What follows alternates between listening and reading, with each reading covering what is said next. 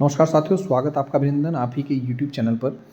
काफ़ी important video है दोस्तों। पहले ये था उमा देवी केस में कि अगर आप आउटसोर्स संविदा कर्मचारी हैं तो आपको ये कहकर नियमित नहीं किया जा सकता था क्योंकि आपकी नियुक्ति नियमित नहीं हुई है, सही तरीके से नहीं हुई है, तो कहीं न कहीं उसमें एक पेच था। लेकिन अब दोस्तों कच्चे कर्मचारियों के लिए भी सबसे बड़ा जो रोड़ा था, अगर कोई था तो वह था 2006 का उमा देवी फैसला। लेकिन जब भी आप पक्का होने की फ़ाइल पढ़ाते हैं, अफ़सर इसी फैसले का नाम लेकर फ़ाइल क्या कर देते हैं, बंद कर देते हैं। तो सुप्रीम कोर्ट ने भी इसको मना कर दिया। लेकिन 2024 में सुप्रीम कोर्ट ने इस डर को दोस्तों ख़त्म कर दिया है। कोर्ट ने अवैध, इलीगल और अनियमित रेगुलर भर्ती के बीच एक लकीर खींच दी जो आपके बहुत काम आएगी।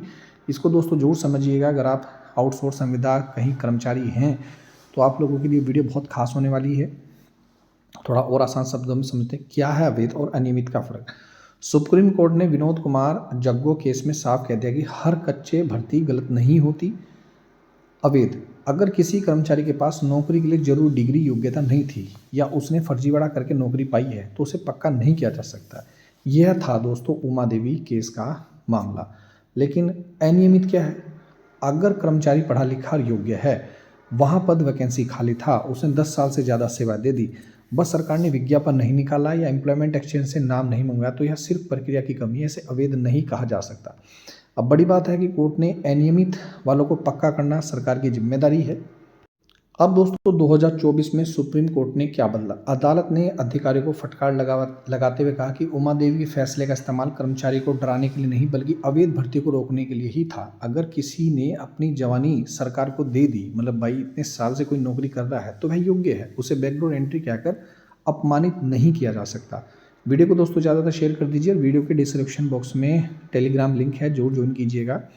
अब आपको क्या करना है, अगर आपका विभाग आपको ये कहकर पक्का नहीं कर रहा है कि आपकी भर्ती नियमों से नहीं जुड़ी थी, तो चेक कर लीजिए कि आप भर्ती के समय आप योग्य थे या नहीं थे।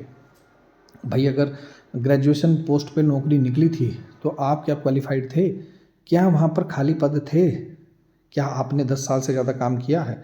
अगर आपका जवाब है तो हाँ, तो आप अनियमित हैं और अवैध नहीं है।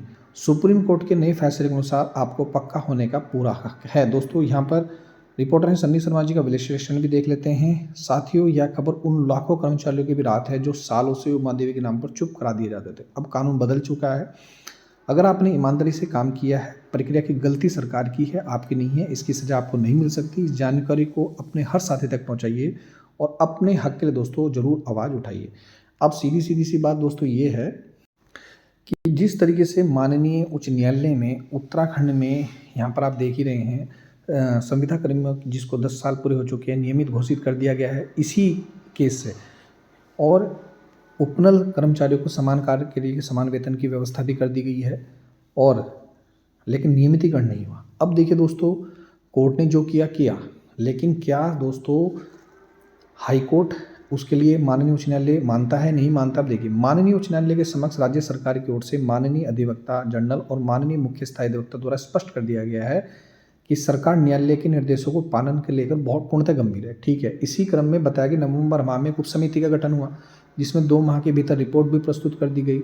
न्यायालय के आदेशों को चरणबद्ध रूप से किस प्रकार लागू किया जाएगा, सरकार के अनुसार जनवरी के मध्य तक यह रिपोर्ट प्रस्तुत हो जानी थी, जिसके उपरांत कार्यान्वयन संबंधी निर्णय लिया जाएगा। लेकिन आदेश का बिंदु संख्या 34 और बी ये कहता है दोस्तों कि आज की कैबिनेट बैठक में बिंदु 34 बी पर ठोस निर्णय लिया जाएगा। यदि रिपोर्ट और निर्णय में विलंब होता है तो यह न केवल न्यायालय के समक्ष दिए गए आश्वासन के विपरीत होगा बल्कि न्यायिक आदेशों के पालन की भावना पर भी दोस्तों क्या करता है, प्रश्न चिन्ह खड़ा करता है।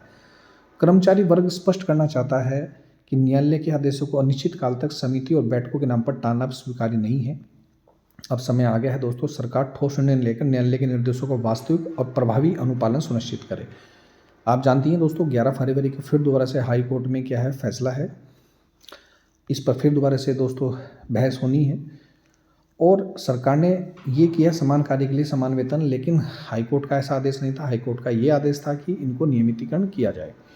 अब क्या हाई कोर्ट, माननीय उच्च न्यायालय सरकार के इस फैसले को मानता है या नहीं मानता है, सेटिस्फाई होता है या नहीं होता है, ये अलग बात है। लेकिन सरकार का आदेश, सरकार ने किया कुछ और माननीय उच्च न्यायालय का आदेश कुछ और। तो कहीं ऐसा तो नहीं है कि फिर दोबारा से प्रश्न चिन्ह खड़ा हो जाए। तो ये बड़ी जानकारी है। तो जो उमा देवी केस था मैंने आपको पूरे विस्तार के साथ समझा दिया दोस्तों क्या है।